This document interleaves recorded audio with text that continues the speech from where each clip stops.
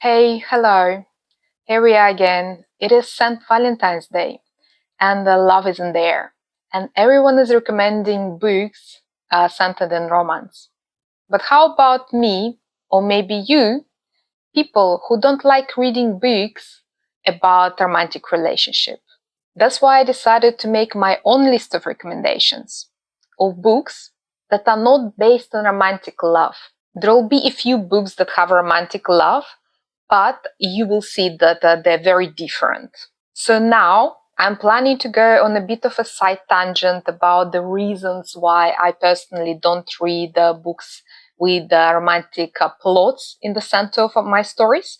And if you're not interested in my reasons, you can just skip forward. I'll put timestamps in the video so you can check the list of the books if you're interested only in the list.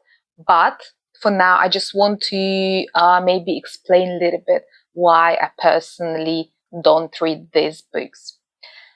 Honestly, I don't have anything against love. I'm in a long committed relationship. I absolutely love my partner. I think he's absolutely wonderful. And I'm quite a romantic person in real life. But I never really liked books with romantic relationships as a center point of the story.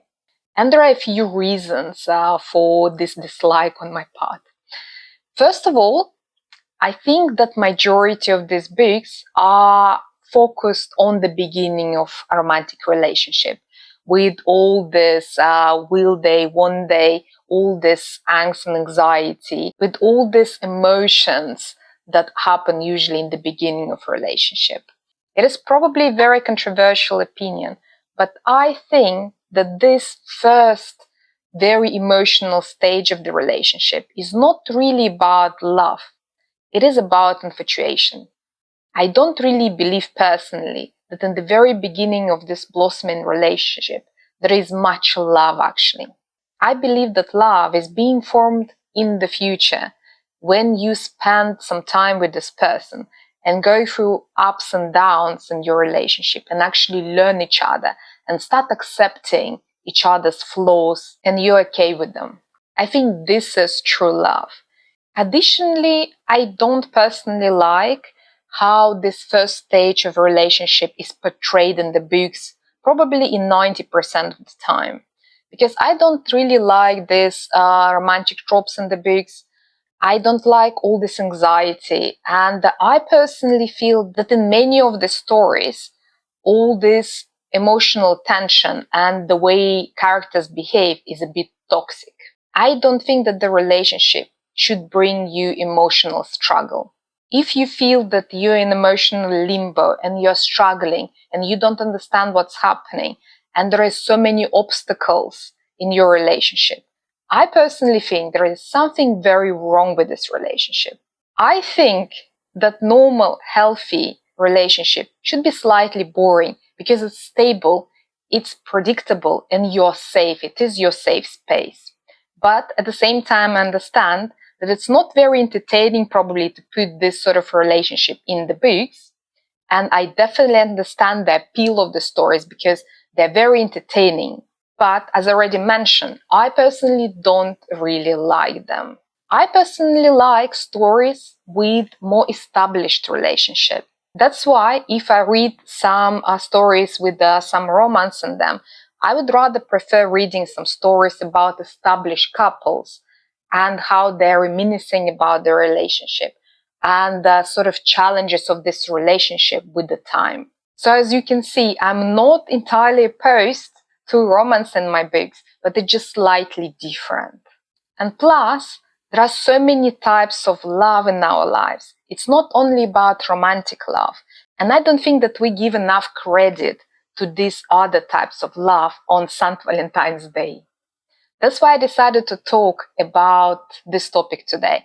And I really hope that you will like my video and my list. And please let me know if you can recommend some other books. I would be happy to give them a go. I broke today's video into different sections. So we'll be talking about different types of love. And in each subsection of the video, I'll have a few recommendations for you. And the first subsection of this video are about books about family love. And my first recommendation in this particular subsection is If Beale Street Could Talk by James Baldwin. I read this book just recently and I was absolutely in love with it. In this book, we encounter Tish, our teenage protagonist. She's pregnant from her boyfriend Fonny, who is wrongfully accused of rape and waiting for his sentence in the prison. There is obviously a theme of young love between Tish and Fonny in this book, just because they're young people, they're expecting a baby, and they were planning to marry before all these tragic events happen. But at the same time, there is a very strong theme of family love, because you can't really go through such things, through such horrible things, if you don't have a support of your family.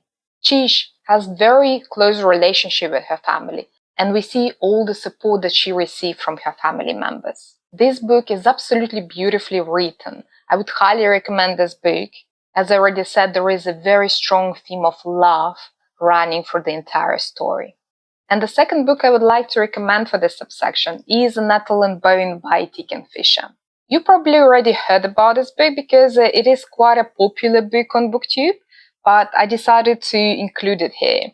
You probably will really like it if you like darker fairy tales. In this book, we are following our main protagonist Mara, who is trying to save her sister. Because her sister was married off to a very cruel prince, and Mara feels that no one wants to do anything about it just because it's a political alliance. And she's the only person who is concerned about her sister's well-being, and she is really determined to save her. In her adventure, she meets very different characters, like for instance, a grave witch and reluctant godmother, and a demon chicken, which I found absolutely hilarious. But Mara will have to go through very dark obstacles to try to save her sister. And this book is about sisterly love. So if you're interested in a sister relationship in your books, and you're interested in dark fairy tales, I would highly recommend this story. And the third book in the family's love subsection of this video is A Wandering Soul by Cecil Pin. This book was on the list of my 10 favorite books of 2024, and it is about three siblings that fled Vietnam after American forces left it. Anne and two of her younger siblings left Vietnam to Hong Kong for a better future. The rest of their family was supposed to follow them, and they were thinking to meet in Hong Kong camp a few days after Anne and her siblings left. But something happened during this journey, and they realized that the rest of their family died. So 16-year-old Anne suddenly became the main caregiver of the family. So this is the story about these three siblings and all their struggles in different countries, and how they were trying to build this future together, and how Anne was trying to hold this small family together, and about all her sacrifices. It is a very short, but at the same time very difficult story to read. But if you're interested in this sort of family stories, family struggles, I would highly recommend this book. It was an absolutely beautiful experience. And the last video that I would like to recommend in this subsection of the video is And Every Morning the Way Home Gets Longer and Longer by Frederick Backman. It is a very short book, it is a novella, but it was absolutely devastating. I personally couldn't stop crying while I was reading it. It is about an older gentleman who has an Alzheimer's and he's slowly losing his memories. And it is about the way how he's trying to convey his love and appreciation and try to explain his experiences to his grandson and his son. It is about personal tragedy when a person feels that his personality is leaving him bit by bit and he's losing himself in this fog. It is a very sad story, but I would highly recommend it. It was very emotional and yes, it was a very sad reading, but at the same time I feel it was so beautiful. And I think at this moment, it is my favorite book by Frederick Backman.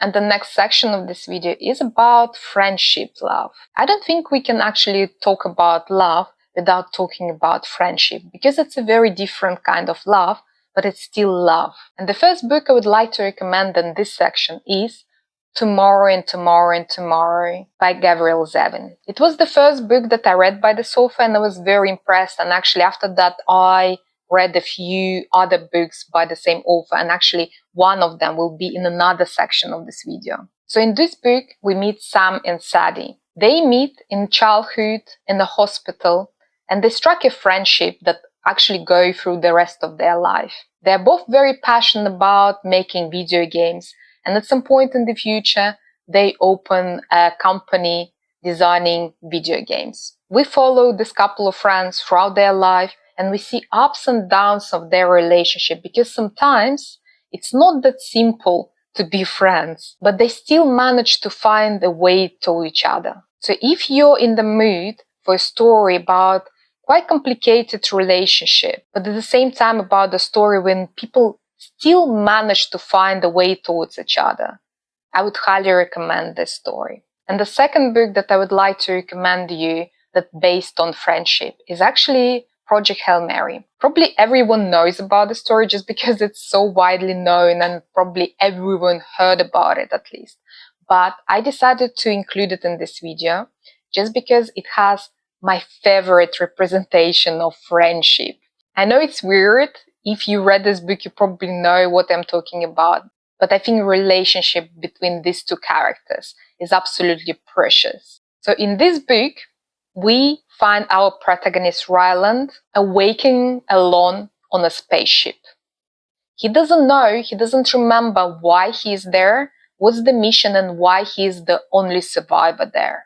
But bit by bit, he starts recovering his memories, and we learn about the background of the story, why he's on this spaceship, and what's the mission that he has to accomplish. And at some point during his struggles, he meets another character, and a very unlikely friendship blossoms. I don't really want to tell you anything more about the story because it is such a beautiful thing to see how these two characters meet each other and how in the beginning they're absolutely terrified of each other, but they learn to appreciate this friendship and what they can give to each other. And it leads to absolutely beautiful friendship. And if by the end of the book you don't like the second character, I think you're a heartless creature. Okay, and the next subsection of the video I would like to include is actually mother's love. There are a few books that I would like to include in this subsection, and the first one is Witchcraft by Wayward Girls by Grady Hendrix. I read it recently and actually posted a full review of this book on my channel. I will link it to this video, or I'll put it in the comment section under the video and you can have a look if you're interested. But in this book, we are following Fern. Fern is a teenager who was left in a maternity home by her father just because she was an unmarried teenage pregnant girl. The book is set in the 70s in the US, in the time when actually these maternity homes did exist. It was just before the abortion law was legalized in the US, and before that, many of these teenage and wed girls were sent to these maternity homes when they were pregnant.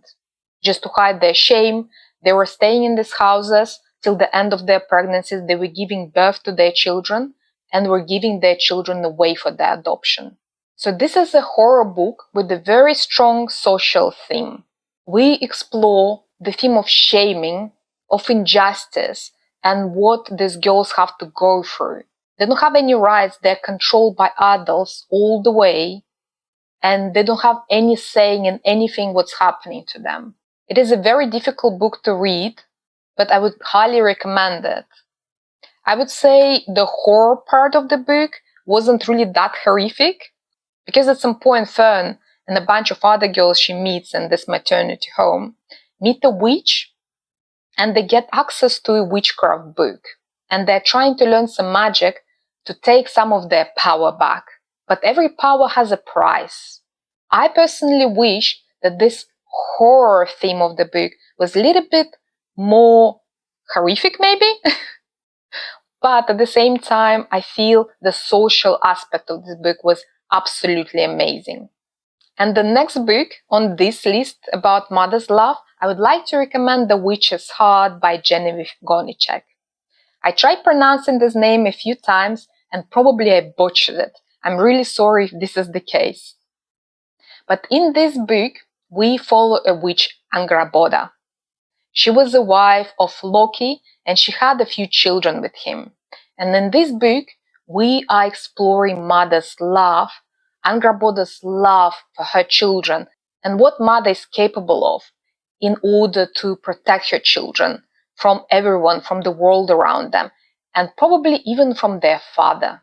I would highly recommend this book if you are interested in the theme of strong motherly love and at the same time based on mythology. I think it would be a very good option for you.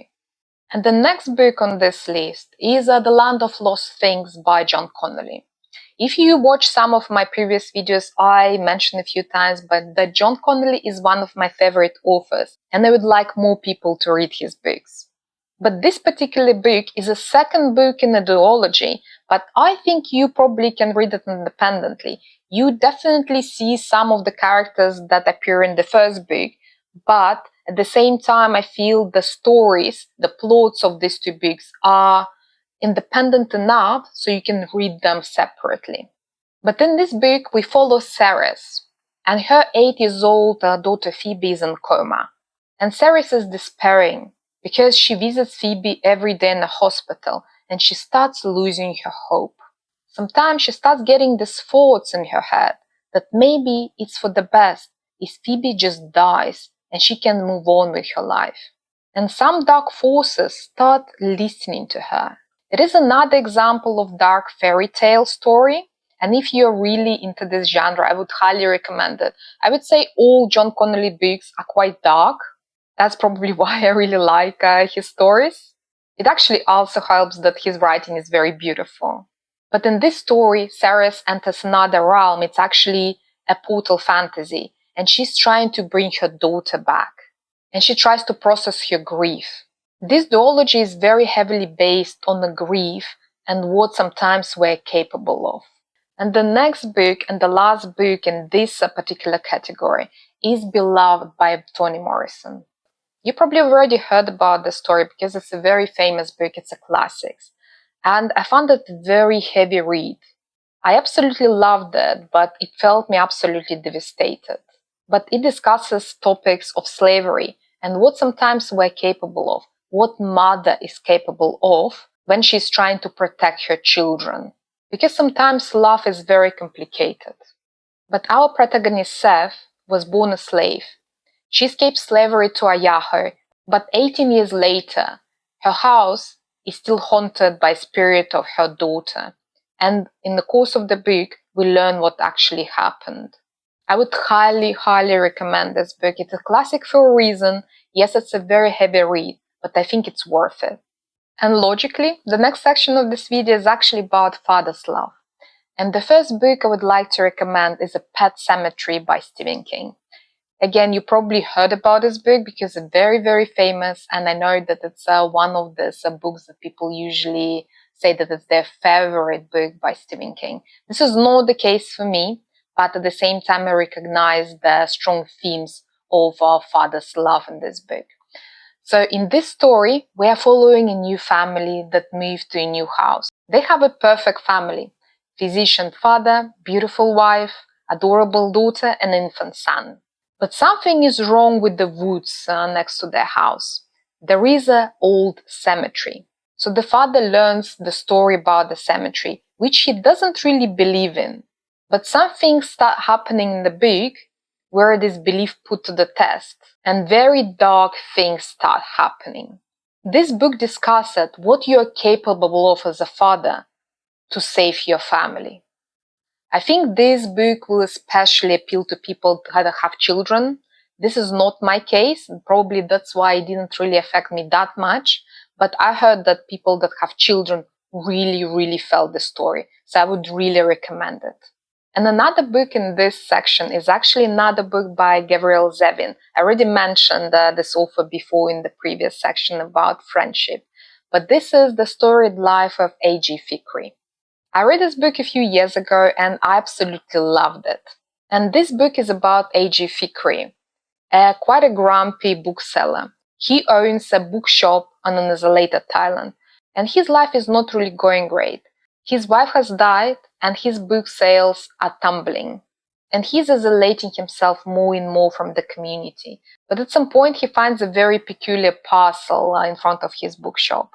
It is a baby girl. He takes her in and actually decides to adopt her and become her father.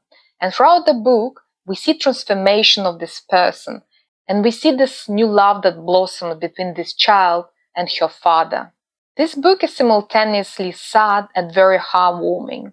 And if you're in the mood for these small town heartwarming books, I would highly recommend this story. And the last book that I would like to recommend in this category is a book that I read just recently, and I was really debating inside my head if I actually should put in this category on a different one, but I think it should be here. It is Don't Cry for Me by Daniel Black. It is a book about fatherly love, but it's a very heavy book because this love hasn't been always great. This book is about Jacob, who is dying of cancer, and he decides to write letters to his son, like in a diary, to try to explain to his son why he was the way he was. This story has lots of trauma, while this person is trying to explain to his son why he behaved the way he behaved, why sometimes he hurt the people he loved the most. Because Jacob feels that this is his last attempt for his son to understand him. Because he's trying to find the way to his son. And he knows that probably it will not happen before he dies. It is a very heavy read, and actually I was crying at the end of this book. But at the same time, I feel it's a very important book because tries to build a bridge between generations and tries to talk about reasons why sometimes we behave the way we behave and sometimes we hurt people we love. I think it's a very universal theme, and I would really highly recommend this book. And the next section of this video is actually about found family, because sometimes I think the found family love is the most precious thing we can find. There are two books that I would like to recommend, and probably they're very similar. The first book on the list is The Man Called Over by Frederick Backman. I already put another book by this author early in the list, but this is the second book I would like to mention here. In this book, we're following Over. He is a very grumpy and contrarian gentleman. He is 59 years old and he doesn't really have a great relationship with his neighbors and friends. His wife recently died and he's not really dealing with grief well. And probably if you meet people like Over in your real life, you don't really like them just because they're very contrarian and they have very strong opinions. And they're very inflexible with dealing with other people. But in this book, we are learning a lot about Over and about the way why he is this way. And we learn about some very endearing qualities of Over. And throughout the book, he finds people, he finds new family that are eager to embrace him the way he is and help him to find a new path, new life after the loss of his wife. It is a very heartwarming book, but at the same time, it can be a bit sad sometimes, but I personally really enjoyed it. And the next book on this list is The Door-to-Door Bookstore by Carsten Henn. Again, I'm not sure if I pronounced this author right, but I apologize in advance. But in this book, we are following an older gentleman who is delivering books in the neighborhood. He knows all his customers personally, and he's creating this personalized suggestion to his customers so they can read the books that suit them. He's an essential part of the community, but at some point his employer says that probably his services are not really required. At the same time, he meets a very interesting friend, a young girl that starts following him on his daily routine. And we see this blossoming relationship between these two characters, and as well between our protagonist and his customers. As you probably already guessed, this is the book about a fun family and about protagonist forming this beautiful relationship with the people around him. Again, it's a very heartwarming book, but sad at times. But these two books are very similar in themes, and if you're in the mood for this type of stories, you have two to choose from. The next section of this video is very important because it is about self-love. And the first book that I would like to recommend in this particular section is Diavola by Jennifer Marathon. I read this book just a few months ago, and to be honest, I was quite surprised because usually I don't find horror books quite scary anymore just because I read quite lots of them. But this one surprised me because I remember one of the nights I woke up and I thought that there is some presence in the room, which obviously was in my imagination. But it happened during the days when I was actually reading this book. So in this book, we are following our main protagonist, Anna, and she's going on an annual vacation with her family. They're planning to stay in an old villa in Italy. And probably you already know it's a very bad idea because the villa is haunted. This horror part of the story is actually very impressive. If you are a fan of horror books, I actually would recommend it. I really enjoyed it. I genuinely found it creepy. But at the same time, why I actually included this particular story in this section?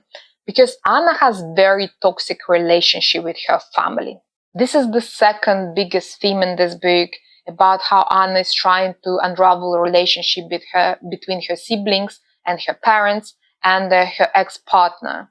And throughout the book, we see how Anna is trying to find a way back to herself and embrace her life and cut ties with some of the toxicity that she encounters. So if you have some complicated relationship with your family, probably you'll find this book very interesting.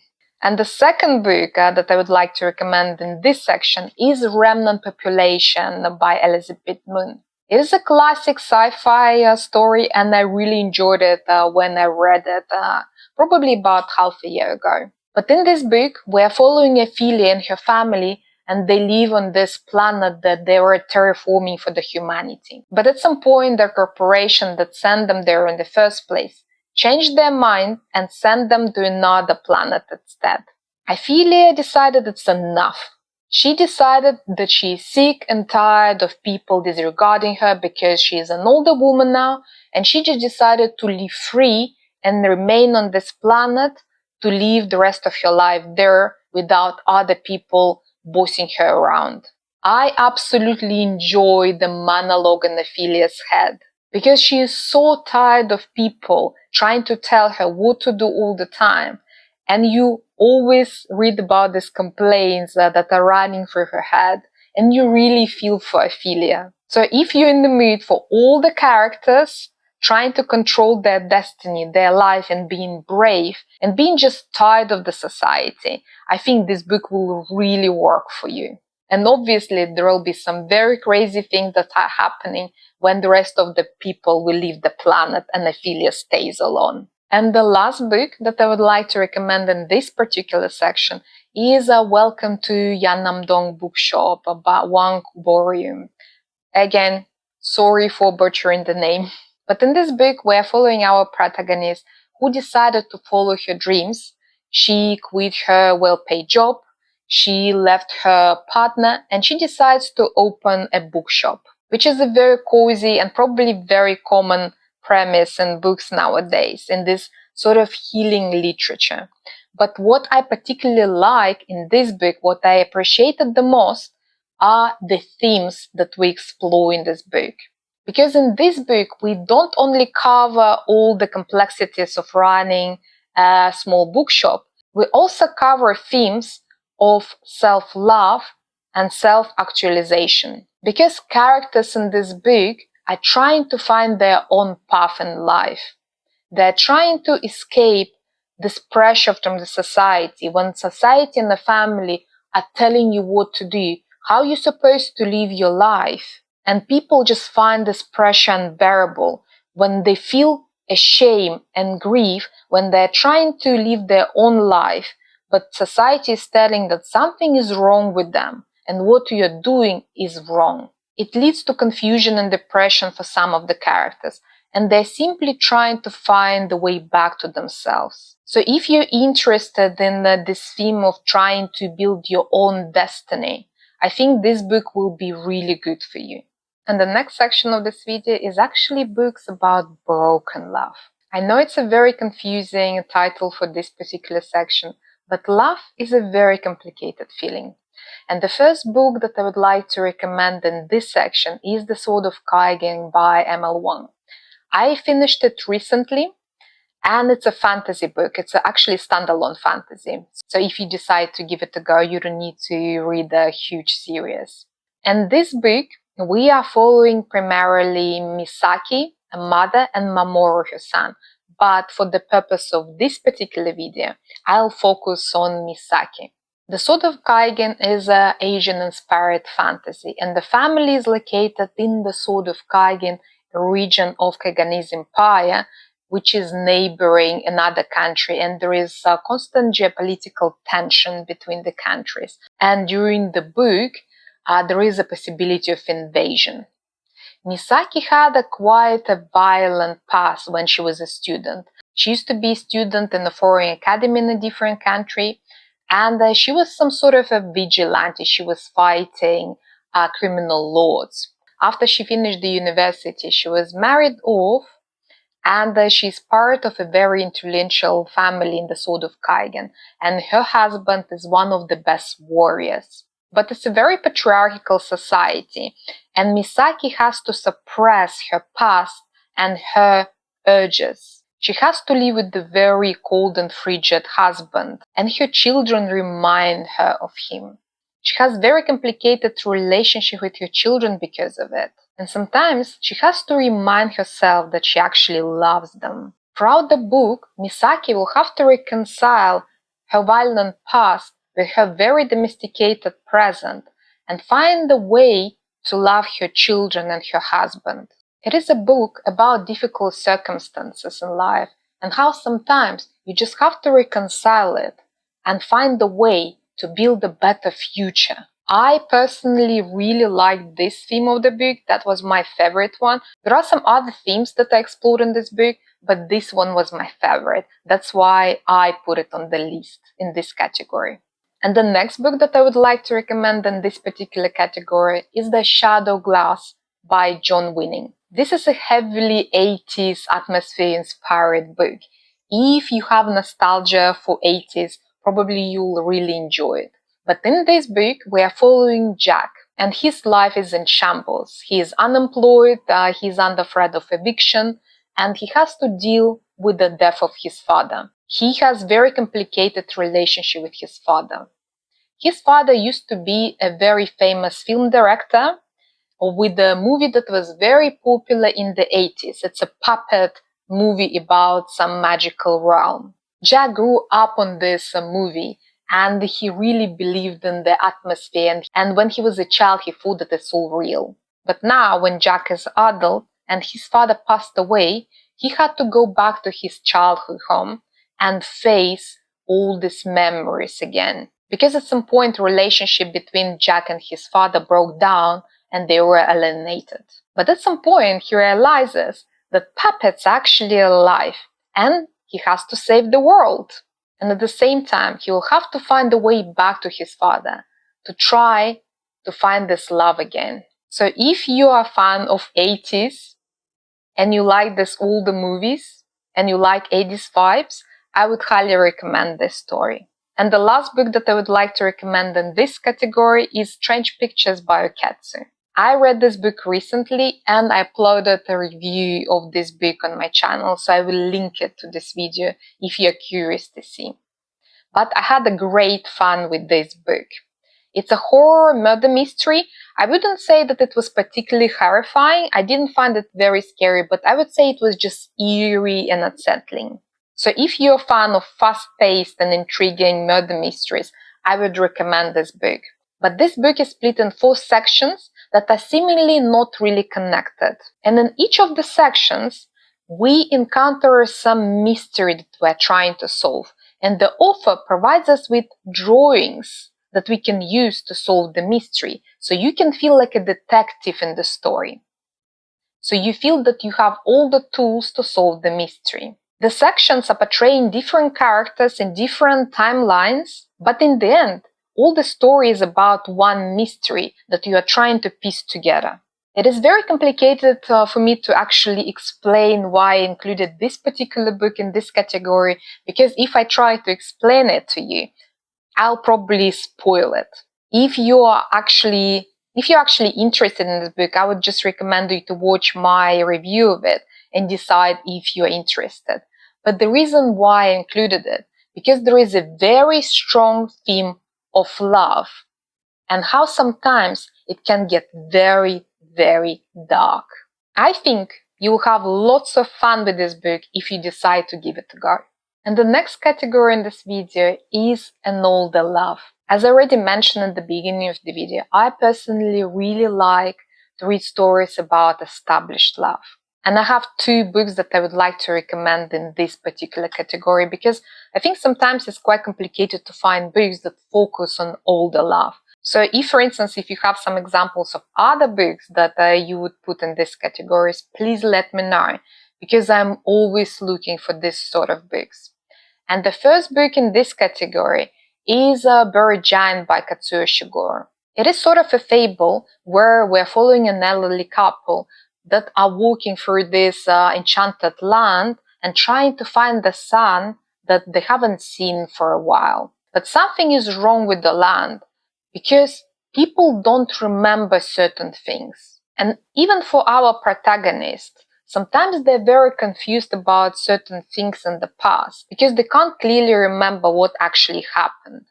And throughout the book, we learn what is plaguing this land and why people have these issues. And it poses the question, is it actually a good thing to remember everything? Would you want to be happy or remember? I think it was a very beautiful story. It's quite unusual for Katsuo Ishiguro because I read a few of his books and this one was quite different, but I absolutely loved it.